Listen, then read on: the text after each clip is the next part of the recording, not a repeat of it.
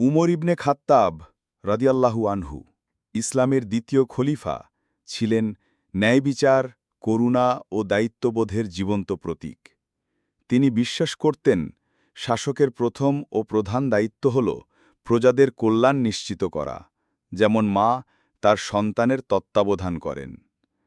এক শীতল রাত মদিনার নীরব পথে খলিফা উমর রাদিয়াল্লাহু আনহু তার সঙ্গী আসলামকে সঙ্গে নিয়ে নীরবে ভ্রমণ করছিলেন, যেন জনসাধারণের অবস্থা নিজ চোখে দেখতে পারেন।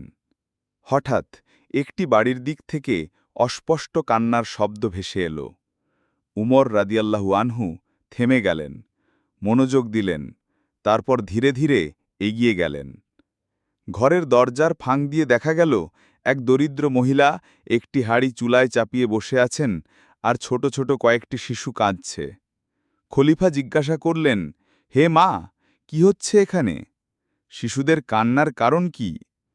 মহিলা নিঃশব্দে দীর্ঘশ্বাস ফেলে বললেন, ওরা ক্ষুধায় কাঁদছে।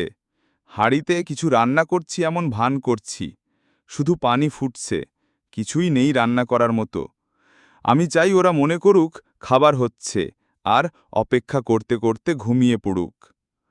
উমর রদিয়াল্লাহু আনহু স্তব্ধ হয়ে গেলেন, তার চোখ জলে ভরে উঠল, আর মহিলার একটি কথা যেন তাকে ভিতরে ভিতরে কাঁপিয়ে দিল।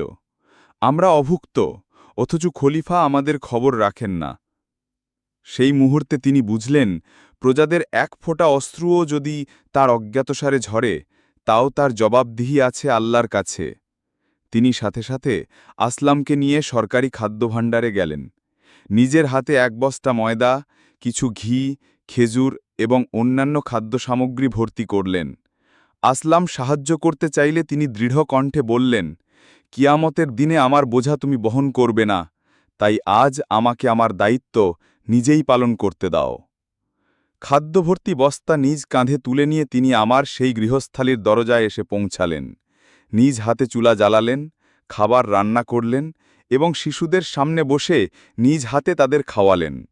শিশুরা খেয়ে তৃপ্তিতে ঘুমিয়ে পড়লে তার মুখে এক প্রশান্তির ছায়া ফুটে উঠল। তিনি ধীরে ধীরে সেখান থেকে সরে গেলেন, তবে মহিলাকে একবারও জানাননি তিনিই ছিলেন মুসলিম উম্মার সর্বোচ্চ শাসক, মহান খলিফা।